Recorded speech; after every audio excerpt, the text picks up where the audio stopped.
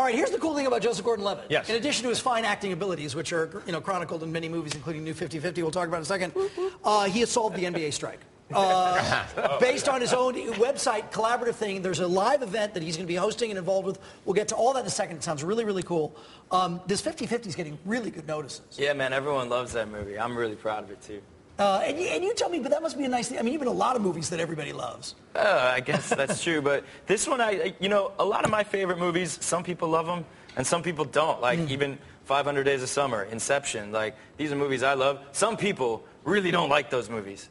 50-50, it seems like everybody likes it. Just, it's hard to refute somehow. What I appreciated about it was that we've watched other stories of illness when it's a young child or maybe an older person, but we've never really seen that story. Right. And an interesting take on it, too. Got to keep their life going, a young adult's life going. Yeah. And to that, this is based on essentially a real-life story. Seth Rogen's buddy Will was diagnosed with cancer. And he wrote a comedy about it, which I think is a pretty healthy way to deal with such a trying circumstance. And he's doing fine now, right? Yep, he's totally fine. Yeah. We have a clip of it, and then we're going to get the invitation to Joseph's big event. Look at this. This 50-50. Hey, how's it going? Okay. You know what I'd do? Get into the can-do thing faster. Faster? Faster. I mean, she didn't say I hello know, to me. but it's your hook, man. It's what you got. It's, you know. So what, just that's the first thing I say? Man. It's like, hello, I have cancer. That's what makes you different. It's what sets you apart. You know, you're sympathetic. Okay. Just try it. Okay. It's a great song. Totally. I have cancer. I was wrong. It was weird. It's weird like that. That was wrong.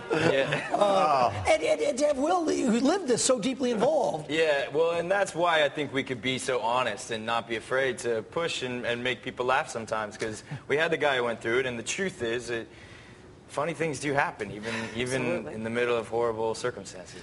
Here's the thing. The filmmaking is a collaborative medium, and there's a logo on Joseph's shirt, which leads to this book, and it's a website called hitRECord.org, like, hit play button, hit record button. Tell us all about this and this event that's coming up. All right, well, hitRECord's my collaborative production company that I started and that I direct, because I figured, starting a production company, I didn't want to just work within Hollywood. It can be sort of an exclusive industry, and there's so many great artists all over the world making great art, so I wanted to work with them. So I use the internet to collaborate with people, and we make short films and music together, writing, art, and we publish this book, this collection of our work, and we're doing a live show on Monday night. It's the biggest show we've ever done. It's a 2,000-seat theater, the Orpheum. The Orpheum is a fantastic venue downtown. And so the basic idea, if I pay up and go through the doors, I see you, what else will I experience? So we play our short films that we've made. There's going to be a band. We play music that we've made. And then we also make things together. Like, people bring their cameras. Like, at the top of the show, we say, at this time, we'd like to remind you to please turn on all recording devices, because everyone brings their cameras and shoots what we're doing, and then, they upload that footage to the site, and other people will edit it together and make new art out of it. See, but the way you described it, for those of us who aren't super web savvy, you were saying, I could go on your site. Yeah. I see a story that I like. Yeah. I decide, hey, you know what, I'll narrate the story. Because you got a good voice. Well, that's very nice of you to say. Right. So I upload a narration. Right. And then some other guy decides, hey, I'll make a movie out of that. Yeah, maybe they'll draw an animation that goes along with your voice, and maybe someone else will add music, and someone else. And everybody does this for the love of the art. Yeah, exactly. And then, it is for the love of the art, but some of the productions that we do cost money, so that's why we make money. Like, there's a quote, I don't know if you've heard this one. It's actually from Walt Disney. He said, we don't make movies to make money, we make money to make movies. And I like that a lot. So, like, for example, putting on the show that we're doing Monday, it's going to cost money. Right. So we'll make money. We charge for the tickets.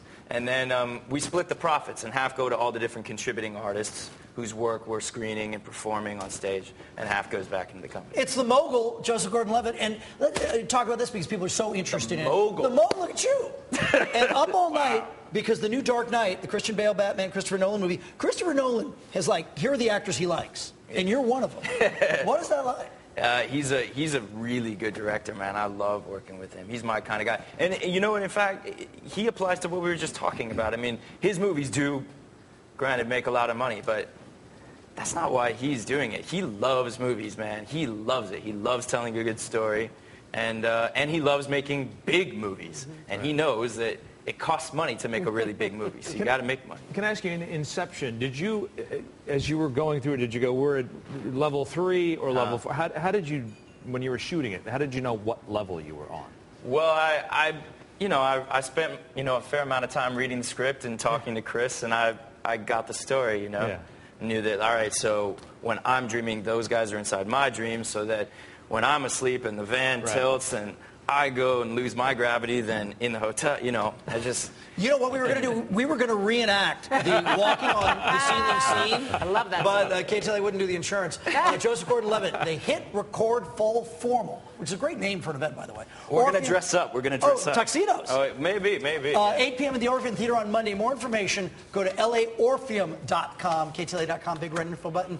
And do you ever watch the Third Rock reruns? I've seen them. I've seen them all. Do I watch it? Are they on KTLA? No. They're on Reel's channel. They're all over the place. They still... I love the show. I love that show. It still plays. Laugh. Yeah. No question about that. Nice to see you. Thanks, man. Thank you. All right, thanks so Great much. stuff. Good to see you. Home at last.